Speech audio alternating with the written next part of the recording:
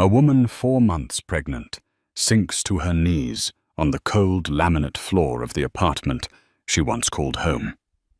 Her hands are clasped in a desperate plea. Tears streaming down her face as she begs the man she loves, the father of her unborn child, not to leave her. He stands over her, his face a mask of stone divorce papers held out like a death sentence. He calls her a weight, an anchor, dragging him down from the life he's destined for. But in the darkest moment of her life, a single knock echoes at the door. A knock that will shatter one man's world and expose a secret so vast no one in that room could ever have seen it coming. Stay with us to hear the story of how one woman's deepest betrayal led to the most stunning revelation of all. The silence in their small one-bedroom apartment on the west side of Chicago had become a living entity. It was thick and suffocating, clinging to the worn-out floral sofa and the water-stained ceiling. Amelia traced the rim of her chipped coffee mug, the lukewarm liquid inside a perfect metaphor for her marriage to Ethan. It had once been steaming, full of passion and promise. Now it was just there, stale and unappealing. For 4 years, Amelia had poured every ounce of herself into being the perfect wife for Ethan Cole.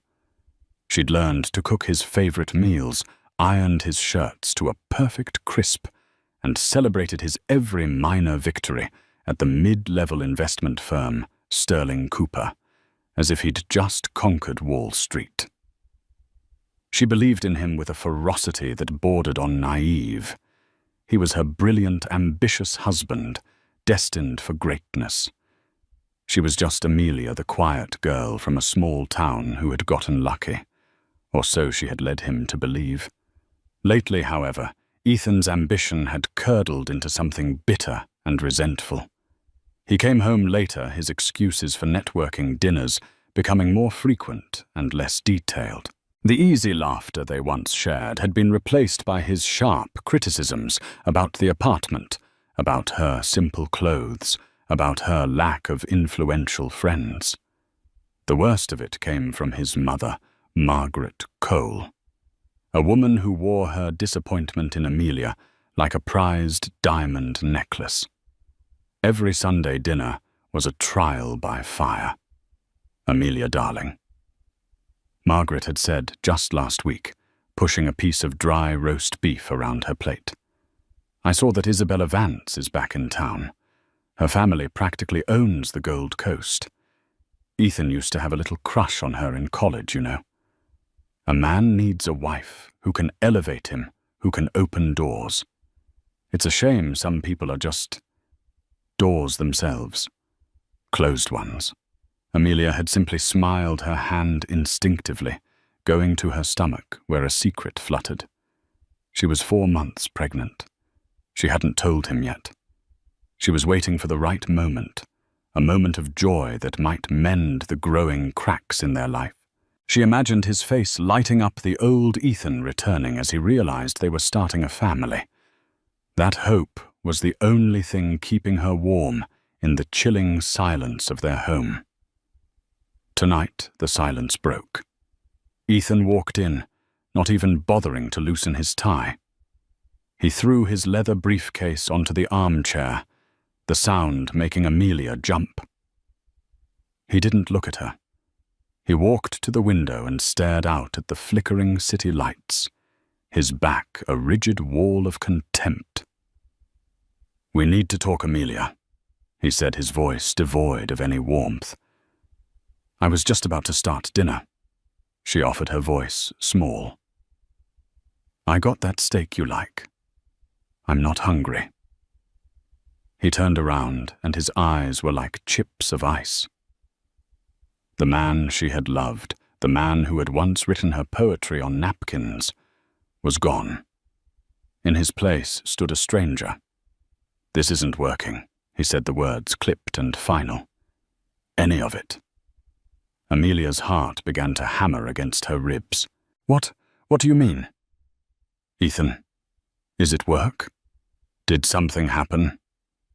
He let out a short, cruel laugh. Yes, something happened. I woke up. I'm 32 years old, stuck in this shoebox apartment, married to a woman with no connections, no ambition, no value. I'm drowning and you're the anchor tied to my feet. Each word was a physical blow. Amelia felt the air leave her lungs. Value. Ethan, I love you. I've supported you in everything. Support, he scoffed, striding across the small living room. Making my dinner and washing my socks isn't support, Amelia. It's housekeeping. I'm being considered for a partner track position. A real one.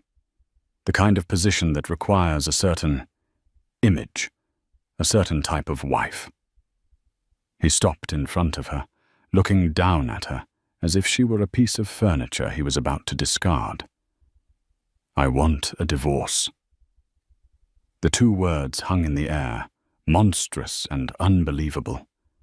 The world tilted on its axis. The chipped mug slipped from her fingers, shattering on the floor and splattering coffee across the worn linoleum. But Amelia didn't notice. All she could see was the cold, resolute finality in her husband's eyes. The cracks in their porcelain life had just split wide open, and she was falling into the abyss.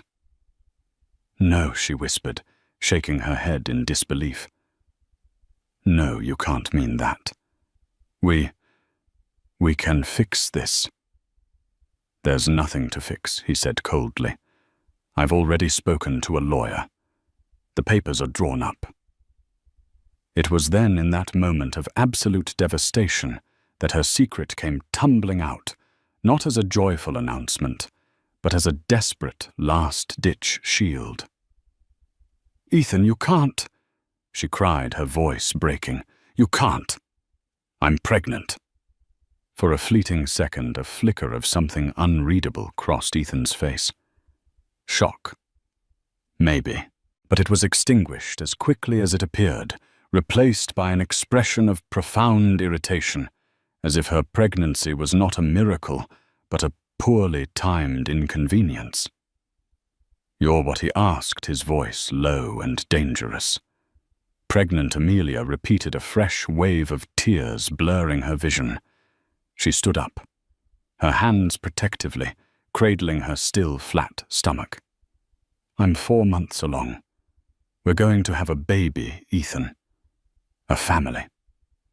Doesn't that change everything? She searched his face for a sign of the man he used to be, the man who had talked about teaching their future son to play catch in Lincoln Park. Instead, she saw a calculating coldness that terrified her. He took a step back, running a hand through his perfectly styled hair. You should have told me sooner. It was an accusation, not a lament. I was waiting for the right time. I wanted it to be a happy surprise. A happy surprise. He laughed again, a sound utterly devoid of humor. Amelia. This isn't a surprise. It's a complication. A maneuver. Did you think trapping me with a child would work? The word trapping struck her like a slap. Trap you, I thought it would make you happy. This is our baby. No, he said, pointing a finger at her. It's your problem now. He turned away, pacing like a caged animal. This changes nothing. In fact, it makes it more urgent. I need to be free of this mess before my career really takes off. The cruelty was breathtaking. Amelia felt a dizzying sense of unreality. This couldn't be the same man who'd held her and whispered promises under the stars on their honeymoon in Tuscany. That man was a ghost, and this stranger wore his face. So that's it, she choked out.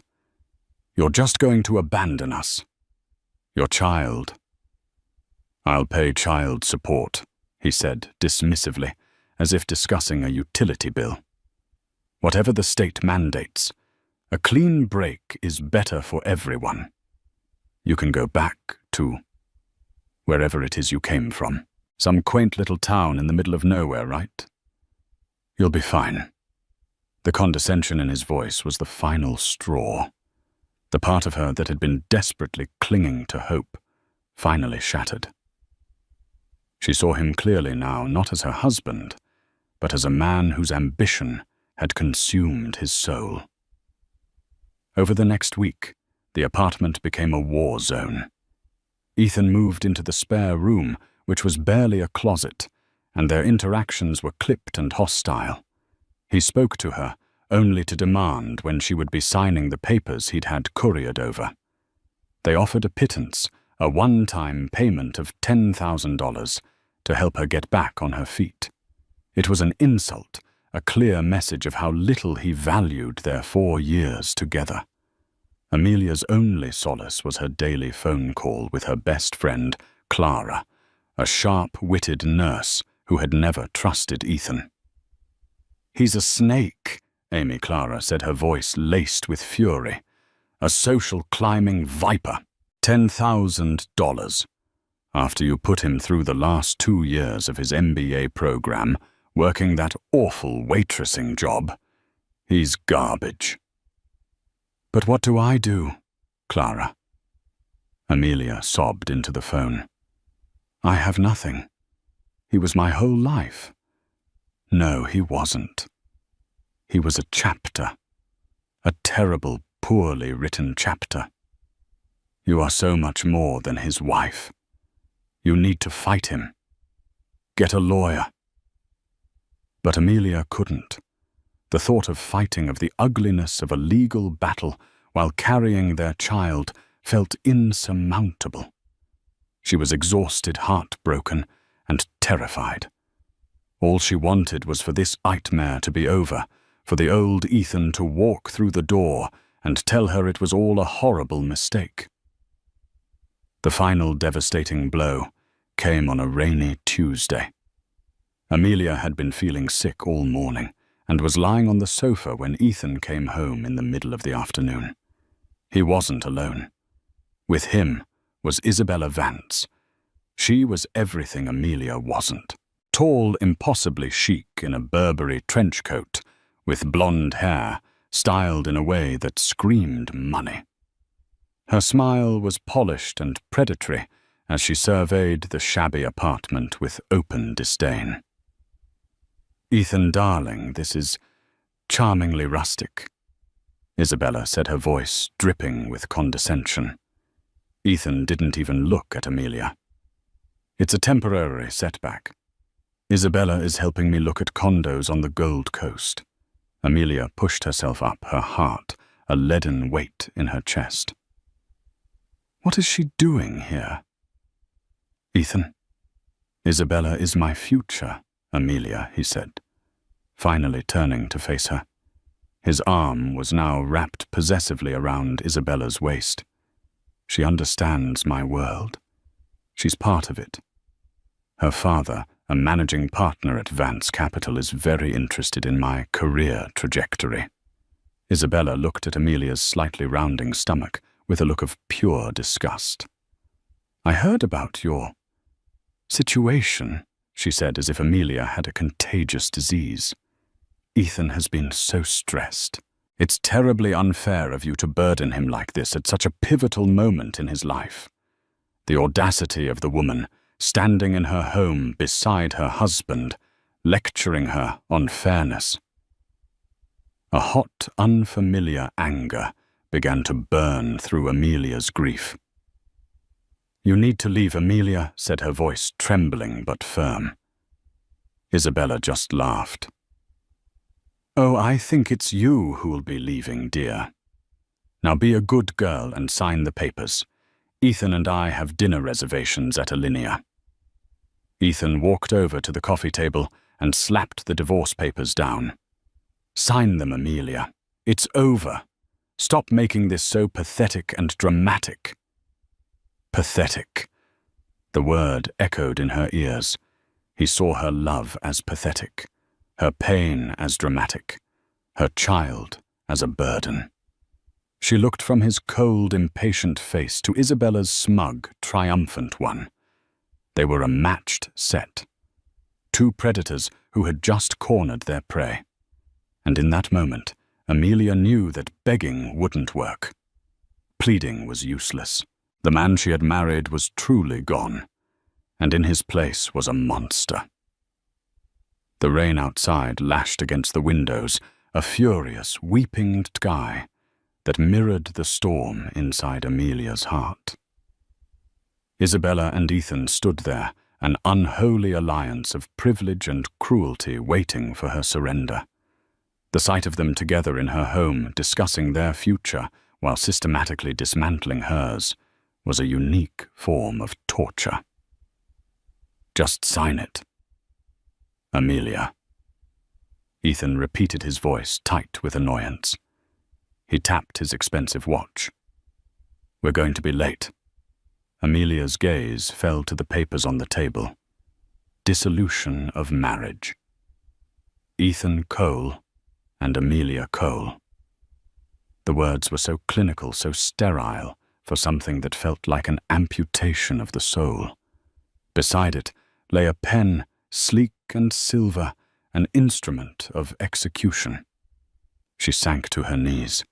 It wasn't a calculated move. It was a complete collapse of her spirit. Her legs simply gave out, unable to support the weight of her grief and despair. The worn carpet scratched against her knees. She looked up at Ethan, her vision swimming with tears, the last vestiges of her pride crumbling away. "Please," she whispered, the sound raw and broken. "Please, Ethan, don't do this. Think about the baby. Our baby.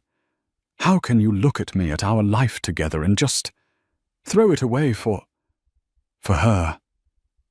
Her head gestured weakly toward Isabella, who was now examining her manicure with an air of supreme boredom. Ethan's face hardened into a mask of disgust. "Get up, Amelia. You're embarrassing yourself." "I don't care about embarrassing myself," she cried, her voice rising with hysteria. "I care about my family. The one you're destroying. I gave up everything for you, for us." "And what was that exactly?" Isabella interjected, her voice like ice chips. "This dreary little apartment. A future of clipping coupons. Ethan is destined for more. He needs a partner, not a charity case." The venom in Isabella's words was potent, but it was Ethan's silence, his tacit agreement, that wounded Amelia most deeply. He didn't defend her. He didn't defend their history. He just stood there, letting this other woman eviscerate the life they had built. "Margaret is coming over as well," Ethan added, as if dropping another bomb would somehow expedite the process. "She's bringing a notary. We are finishing this tonight." His mother. Of course. The architect of so much of her misery would be present for the final demolition. A family affair. Amelia's pleas died in her throat. She could see it was useless. They weren't just ending a marriage. They were performing an exorcism, purging the inconvenient, simple girl from their glittering, ambitious lives. She was at her lowest point, on her knees, pregnant alone and being treated as less than human. A profound and chilling emptiness settled over her. This was rock bottom. It was cold and dark, and there was nowhere else to fall. A key turned in the lock, and Margaret Cole swept in, shaking a ridiculously expensive-looking umbrella onto the welcome mat. She was followed by a nervous-looking man in a rumpled suit clutching a briefcase. The notary. Well, well. Margaret said, her eyes taking in the scene with theatrical satisfaction. Amelia on the floor. Ethan and Isabella standing over her like victors. "It seems we're at the finale. Amelia, for heaven's sake, get off the floor. You're making a scene." Amelia didn't move. She couldn't. She was paralyzed by the sheer consolidated cruelty of the three people in front of her. "Let's get this over with," Ethan said impatiently, picking up the pen and holding it out to Amelia. "Sign. Now." The notary cleared his throat. "Ma'am, you'll need to sign on the designated line. I can witness—" Amelia stared at the pen. It was the same one she'd given Ethan for their second anniversary. An elegant Waterman pen. He'd said he would use it to sign the most important deals of his life. And here it was.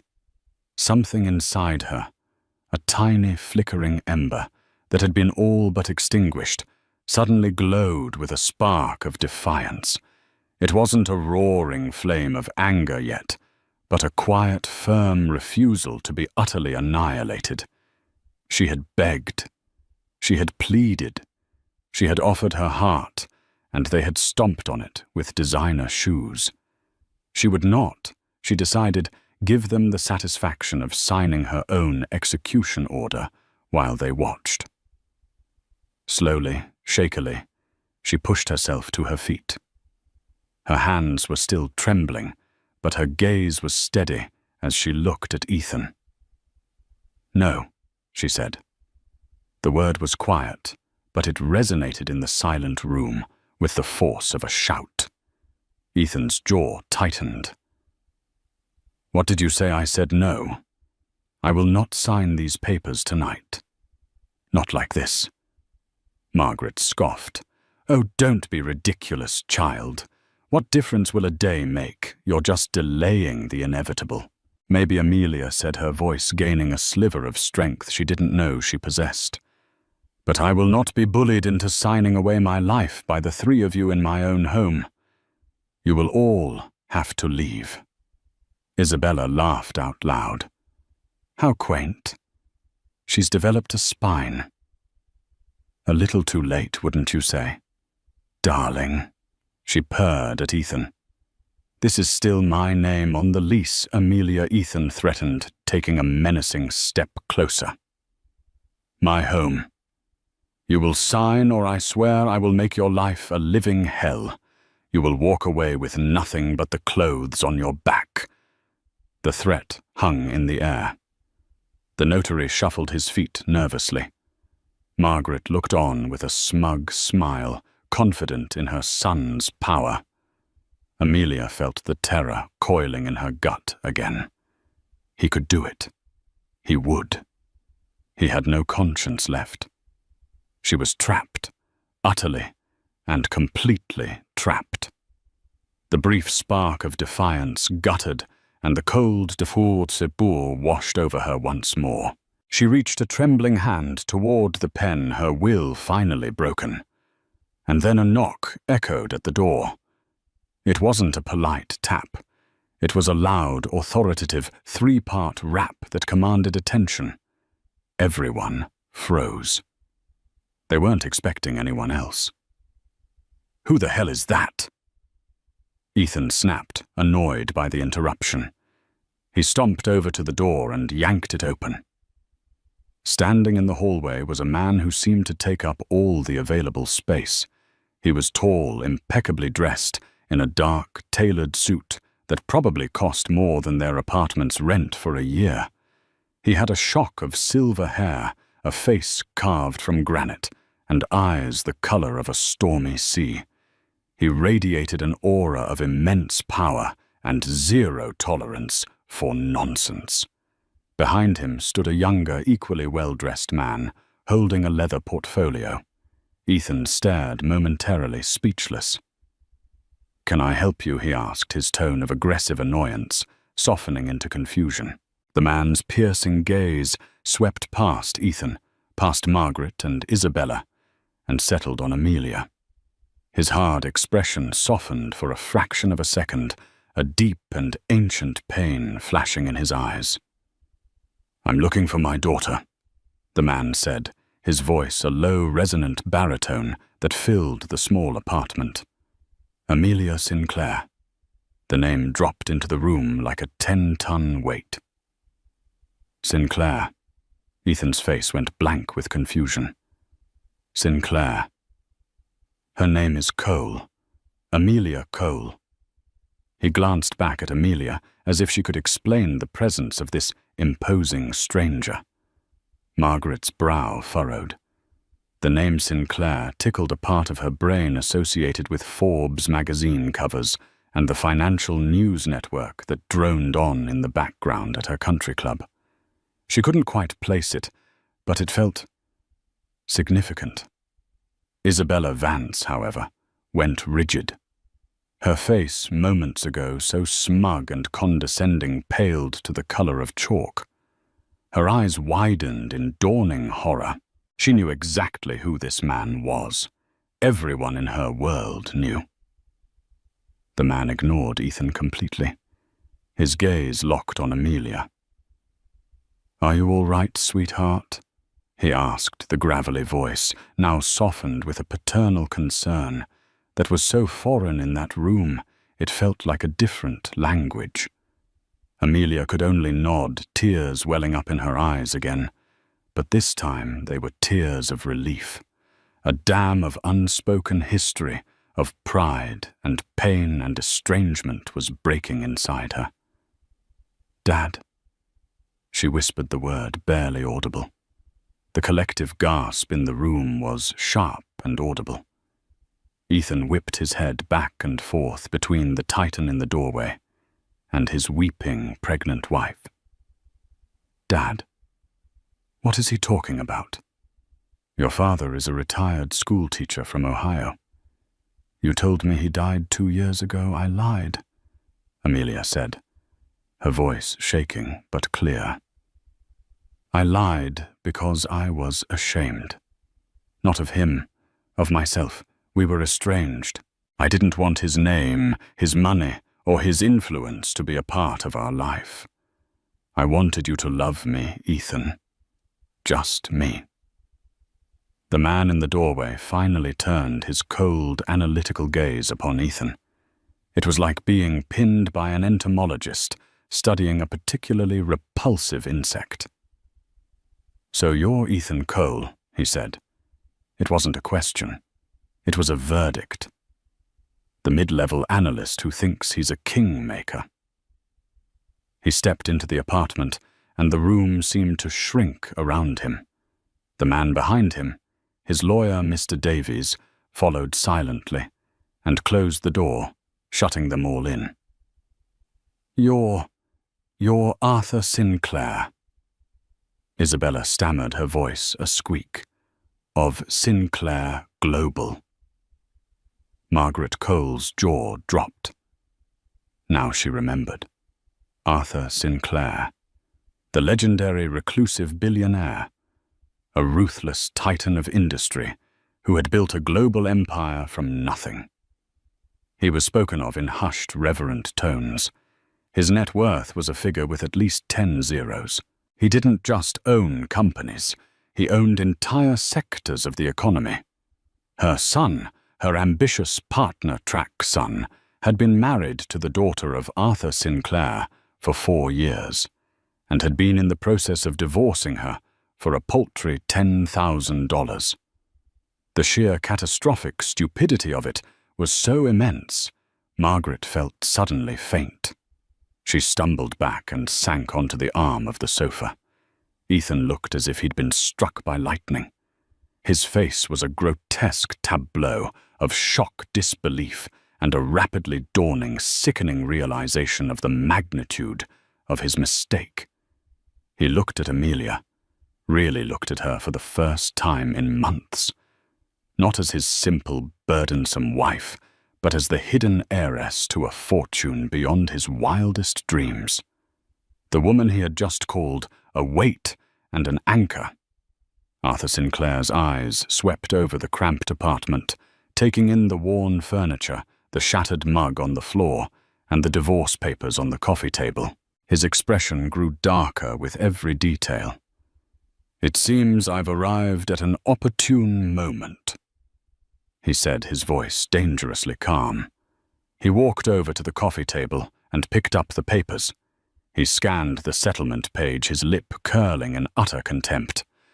$10,000, he said, the words dripping with ice.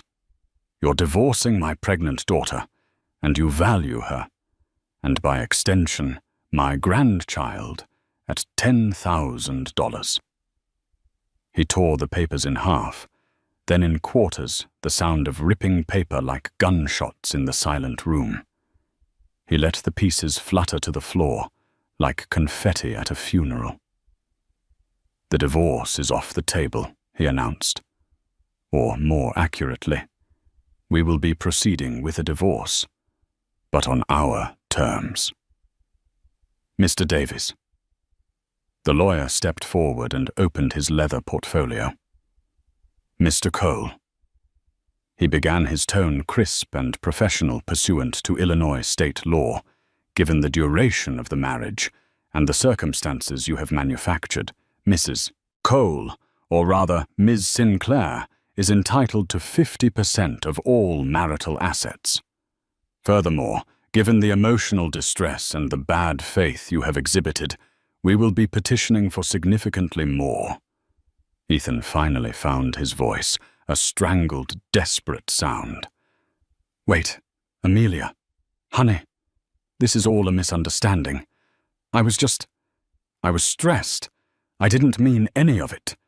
He rushed to Amelia's side, trying to take her hand, but she flinched away from him as if his touch were poison. Don't you dare touch her, Arthur. Sinclair snarled, taking a protective step in front of Amelia. His powerful presence was a shield she had forgotten she had. Mr. Sinclair. Sir. Ethan babbled, turning his attention to the man who held his entire world in his hands. I love your daughter. I really do. I made a terrible mistake. We can work this out. I can make her happy. Arthur Sinclair looked at Ethan with an expression of such profound loathing, it seemed to suck the warmth from the room. You had 4 years to make her happy, he said quietly. Instead, you broke her heart. You stood by while your mother and this socialite. He gestured dismissively at Isabella. Humiliated her in her own home. You valued her at less than the price of the car I bought my driver last Christmas. Your window for working this out closed the moment you brought another woman into this house. Your chance at being a part of this family, of knowing my grandchild, just went up in smoke. He then turned his piercing gaze to Isabella Vance. And you. Miss Vance, your father's company, Vance Capital, has been trying to secure a meeting with my acquisitions team for 6 months. Is that correct? Isabella turned white. I don't handle that side of the business. No, you don't, Arthur agreed. You just reap the benefits. Consider that meeting and any future possibility of a capital infusion from Sinclair Global permanently cancelled. Tell your father that trying to use my future son-in-law to get to me was a poor strategy. Trying to replace my daughter was a fatal one. He had dismantled them all in less than 5 minutes. Their ambitions, their schemes, their entire sense of self-worth lay in tatters at his feet, along with the shredded divorce papers. Ethan's face was a mess of sweat and desperation. Please, sir. Amelia, tell him. Tell him we can fix it. Amelia looked at the man she had once loved, now reduced to a pathetic, groveling mess. The love was gone, replaced by a cold, clear-eyed pity. The man she married had never truly existed. He was just an illusion she had desperately wanted to believe in. The real Ethan was this creature before her, a man who loved only money and status. She took a deep breath, stood tall, and looked her father in the eye. Dad? She said, her voice steady and strong. I want the divorce. Amelia's words hung in the air, clear and resolute. The declaration coming from the woman who had been on her knees begging just 10 minutes earlier was the final definitive shift in the room's power dynamic. It was no longer Ethan's show. It wasn't even Arthur Sinclair's. It was Amelia's. Ethan stared at her, his mouth agape. "Amelia, no. Baby, you don't mean that. You're emotional. You're pregnant. You can't make a decision like this right now." His tone was pleading, condescending, and desperate all at once. He was trying to reclaim his old role as the rational husband managing his overly emotional wife. But that woman was gone. "I have never been more certain of anything in my life," Amelia replied, her voice cold. She met his gaze without flinching. "You showed me exactly who you are, Ethan. I believe you." Arthur Sinclair placed a gentle, reassuring hand on his daughter's shoulder. "The decision is hers," he said, his voice a low rumble of finality directed at Ethan, "and my organization will provide the means to execute it. Mr. Davies, perhaps you could enlighten Mr. Cole on what his immediate future looks like." Mr. Davies, who had been standing by with the quiet efficiency of a guillotine operator, stepped forward again. He pulled a sleek tablet from his portfolio. "Mr. Cole," he began, his tone utterly devoid of emotion. "While the marital assets within this apartment are frankly negligible, our preliminary discovery has been quite fruitful." He tapped the screen. "You were recently given a promotion to senior analyst at Sterling Cooper, correct? It came with a significant pay rise and a performance bonus you were anticipating at the end of the fiscal year." Ethan nodded dumbly, a flicker of hope in his eyes. Maybe he could argue his earning potential, use it as leverage. "Yes. I'm on the partner track. My prospects are excellent." Arthur Sinclair let out a dry, mirthless chuckle. "Prospects? Son, you don't have prospects. You have a benefactor," Mr. Davies continued seamlessly. "Sinclair Global, through one of its subsidiary holding companies, acquired a 48% controlling interest in Sterling Cooper 8 months ago. The acquisition was kept quiet for market stabilization purposes. Ethan's blood ran cold. He had no idea. No one at the firm did. "Your performance reviews over the last 3 years have been average at best." Mr. Davies went on swiping through screens of data. "Your superiors noted a lack of innovative thinking and an over-reliance on social maneuvering rather than substantive work. However, 6 months ago, a directive came down from the new board to identify and foster potential. Your name was put on a special list. You were given the best accounts, your mistakes were quietly covered, and your successes were magnified. Your promotion wasn't earned, Mr. Cole. It was curated." Ethan's face was ashen. Curated by who? Why? Arthur Sinclair answered, his voice laced with venom. "By me. When Amelia told me she was in love with some ambitious young man, I did my due diligence. I saw a man of mediocre talent with an outsized ego. My daughter, however, believed in you. She asked me to stay away to let her live her own life, and I respected that. But I am not a fool. I don't leave my daughter's happiness to chance." He took a step closer to Ethan, his immense presence making Ethan flinch.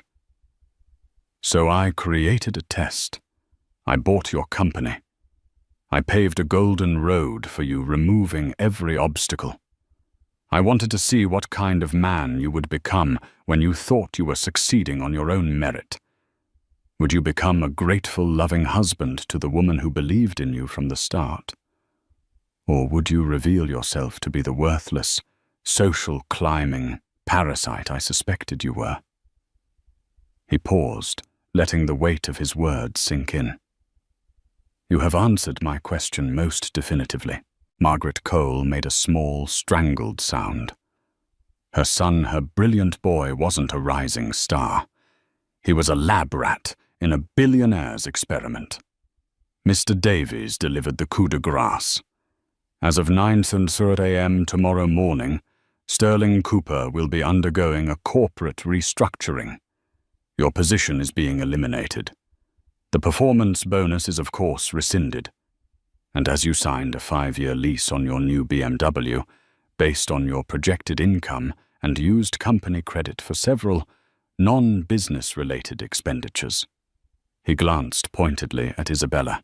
I project you will be in a significant amount of personal debt within 60 days. Ethan staggered backward, physically reeling from the information. His job, his car, his future, all of it was an illusion. A house of cards built by the man he had just tried to swindle, and that man was now blowing it all down. He turned his wild, desperate eyes back to Amelia. Amelia, you knew? Was this all some kind of sick game to you? No, Amelia said, shaking her head. The genuine pain in her voice cut through the tension. I had no idea about any of this. I thought your success was real, and I was so proud of you. Her voice broke on the last few words, the ghost of her love, still a tender wound. That more than anything seemed to finally break Ethan. The knowledge that she had genuinely loved him, had genuinely believed in his sham success, and he had thrown it all away. Arthur Sinclair wasn't finished. He turned to the notary, who was trying to merge with the wallpaper. You can go. Your services will not be required. The man practically sprinted out of the door. Then he faced Margaret. Madam, he said, his voice dangerously low, I have transcripts of every single Sunday dinner for the past 2 years. My daughter thought she was just venting to her best friend, Clara. But Clara is a very loyal friend. She recorded it all. The insults, the condescension, the constant undermining of my daughter's worth. A good lawyer could frame that as a campaign of intentional infliction of emotional distress. Margaret's carefully constructed composure shattered. She stared at him, speechless with terror. Get out of my daughter's home, Arthur commanded. Margaret didn't need to be told twice. She grabbed her purse and scrambled out, not even sparing a glance for her imploding son. Now only 4 remained. Arthur, Amelia, Mr. Davies, and the wreckage of Ethan and Isabella. As for you, Mr. Cole, Arthur said, you will pack a bag with your personal effects. Facts. You will be staying at a hotel tonight. My driver will take you. You will not contact Amelia again, except through her attorney, Mr. Davies. Is that understood? Ethan could only nod, a broken man. He stumbled toward the bedroom like a zombie, his grand ambitions reduced to ash. Finally, Arthur Sinclair looked at Isabella Vance, who was frozen in place, a statue of horrified privilege. You're still here, he stated flatly. Isabella flinched and practically scurried to the door, fumbling with the knob before disappearing into the hallway. Her hurried footsteps echoing her retreat from a world she was no longer welcome in. The storm had passed. In the devastating silence that remained, Amelia finally let out a shuddering breath and collapsed into her father's arms, weeping for the love that was lost and for the strength she was finally painfully finding again. The small apartment, once a container of so much pain and tension, was now eerily quiet.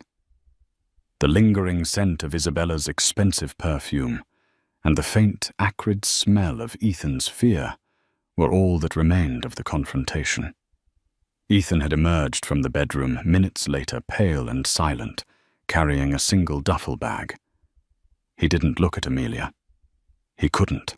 He walked out the door under the watchful eye of Arthur's driver, a man built like a refrigerator who had been waiting silently in the hall. The door clicked shut, a sound of absolute finality.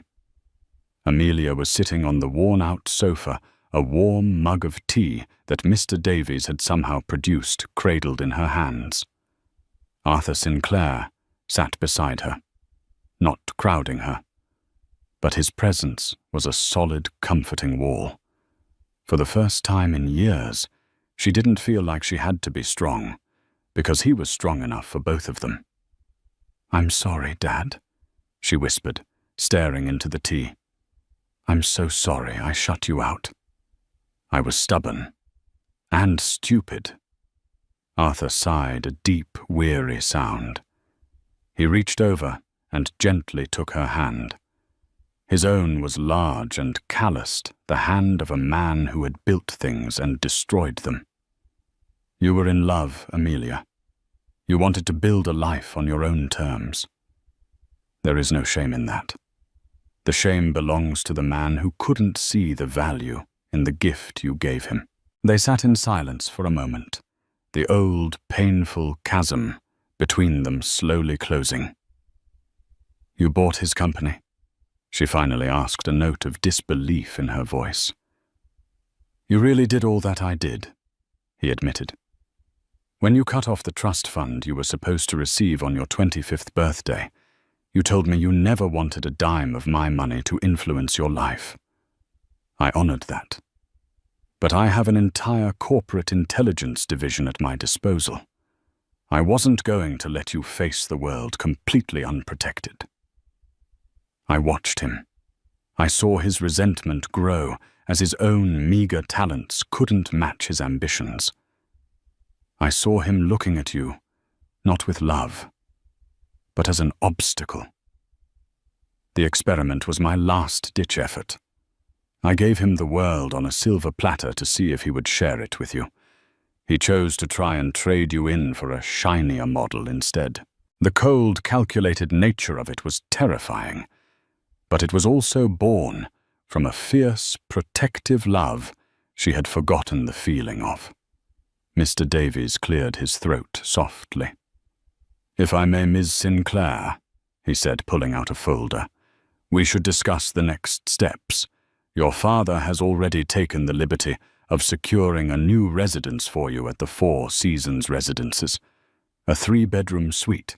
It's fully furnished and staffed. We can have your personal belongings from this apartment packed and moved by morning." Amelia looked around the shabby apartment. It had been her home, the place she'd poured her love and hope into. Now it just felt like a cage she had been freed from. "Okay," she said quietly. Furthermore, Mr. Davies continued. "We will be filing the divorce papers tomorrow. We will be petitioning for the full 50% of all assets accrued during the marriage, which ironically, thanks to your father's intervention, includes a portfolio of stocks granted to Ethan upon his promotion. They are currently valued at approximately $1.2 million. Amelia's jaw dropped. "He doesn't know about them yet," Arthur added with a grim smile. "They were scheduled to be transferred to his personal account next Monday, a little bonus for his hard work. Now they're a marital asset. Your half will be a nice start for you and the baby." The sheer strategic brilliance was staggering. Ethan had been playing checkers while her father was playing multi-dimensional chess across continents. "We will also establish a trust for the child," Mr. Davies said, "and we will be filing for sole legal and physical custody, citing Mr. Cole's emotional abandonment and moral turpitude. We will not be seeking child support. We will in fact be including a restraining order, preventing him from coming within 500 feet of you or the child." "He won't fight it," Arthur said confidently. "By the time Mr. Davies is done with him, Ethan Cole will be so buried in debt and legal trouble, he will sign anything we put in front of him just to make it all go away. He will vanish from your life, Amelia. I promise you that. It was everything she should have wanted. A clean break. Financial security. Justice. But looking at her father at the ruthless efficiency of his power, she understood for the first time why she had run from it all those years ago. It was overwhelming. "Dad," she said, her voice small. "Thank you. But I need to do this my way, too. I don't want to be a passenger in my own life anymore. I need to be the one driving." Arthur looked at her, his stormy eyes searching her face. He saw not the broken girl on the floor, but a woman forged in betrayal, now tempered with a new hard-won strength. He saw his own Sinclair resilience staring back at him. He nodded slowly. "All right, Amelia.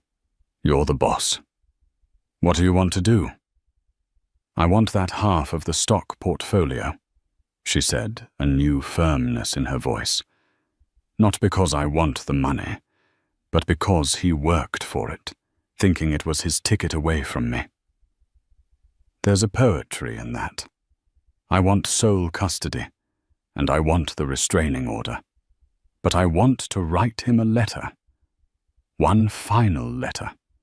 And I want Mr. Davies to deliver it when he signs the final papers."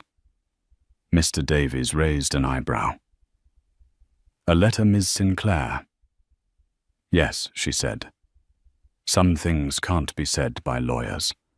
Some things you have to say for yourself." Arthur Sinclair looked at his daughter, and a rare, genuine smile touched his lips. "Whatever you want, sweetheart," he said. "Consider it done." The architect of consequences was ceding control to his creation, and she was about to design her own future. 3 months later, Amelia Sinclair stood on the balcony of her new home, looking out over the sprawling vista of Millennium Park. The city lights twinkled below like a carpet of fallen stars. A gentle breeze rustled the leaves of the potted hydrangeas that lined the terrace. It was a world away from the cramped, stifling apartment with the water-stained ceiling. Her pregnancy was more pronounced now, a gentle, swelling curve that she cradled with a sense of peaceful ownership. This child was hers, her future, her strength. The past few months had been a whirlwind of transformation. She had moved into the suite at the Four Seasons, a place of quiet luxury and impeccable service. She'd had her first meeting with the board of the charitable foundation her mother had started before she passed away, a foundation Amelia had never felt qualified to be a part of. She found to her surprise that she had ideas. Good ones. She had her father's strategic mind, tempered with a compassion that was all her own. She and her father were rebuilding their relationship piece by painful, honest piece. They had dinner twice a week. They talked about her mother. They talked about the years of silence. He was learning to be a father, not just a protector. And she was learning to accept his help without sacrificing her independence. The divorce had been finalized a week ago. As promised, Ethan had put up no fight. Mr. Davies had presented him with a mountain of his own financial malfeasance and the stark choice between a quiet, quick dissolution or a loud, protracted and public annihilation. He chose quiet. He signed the papers in Mr. Davies's sterile downtown office. After he had signed the last page, relinquishing his parental rights and agreeing to the restraining order, Mr. Davies slid a single sealed envelope across the mahogany table. Amelia's letter. Ethan had opened it with trembling fingers. His face was gaunt, his expensive suit replaced by a cheap, ill-fitting one. He had lost weight, and his eyes were shadowed with the sleeplessness of a man haunted by his own colossal failures. The letter wasn't angry. It wasn't hateful. It was simple and direct. Ethan, I am writing this not to hurt you, but to tell you the truth. I once loved a version of you that I thought existed, a man who was kind and brilliant, and who was going to build a life with me. I see now that the man I loved was a reflection of my own hope, not a reflection of you. You didn't just break my heart. You showed me that it was placed in the wrong hands to begin with. You craved a world of wealth and power, but you had no idea what to do with the real treasure you already held. You traded a diamond for a handful of glitter, and you will spend the rest of your life realizing it was just dust. I am not writing this as a victim. I am writing this as the mother of a child you will never know. A child who will be raised with love, integrity, and the understanding that a person's worth is not measured by their connections or their bank account, but by the content of their character. By that measure, you are the poorest man I have ever known. I forgive you. Not for you, but for me. I release the anger and the pain, and I am letting you go completely. I wish you nothing, because you have become nothing to me. Amelia. According to Mr. Davies, Ethan had read the letter, folded it carefully, and walked out of the office without a word. He had been rendered irrelevant, a footnote in her story. Isabella Vance had moved on her family's company, eventually absorbed by a competitor for pennies on the dollar after Sinclair Global blacklisted them. She and Ethan were just two ghosts haunting the memory of a life that never was. Amelia took a deep breath of the cool night air. She wasn't that begging, broken woman on the floor anymore. The betrayal that was meant to destroy her had in fact been her salvation. It had forced her to her knees, but it had also forced her to look up, to call for help, and to finally stand on her own 2 feet. Her father came out onto the balcony, holding 2 glasses of sparkling cider. He handed one to her, and they clinked them together gently. To new beginnings, Arthur said, his voice soft.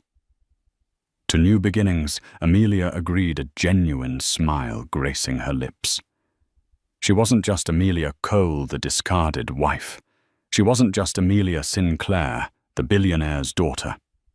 She was Amelia, a mother-to-be, a philanthropist, a survivor.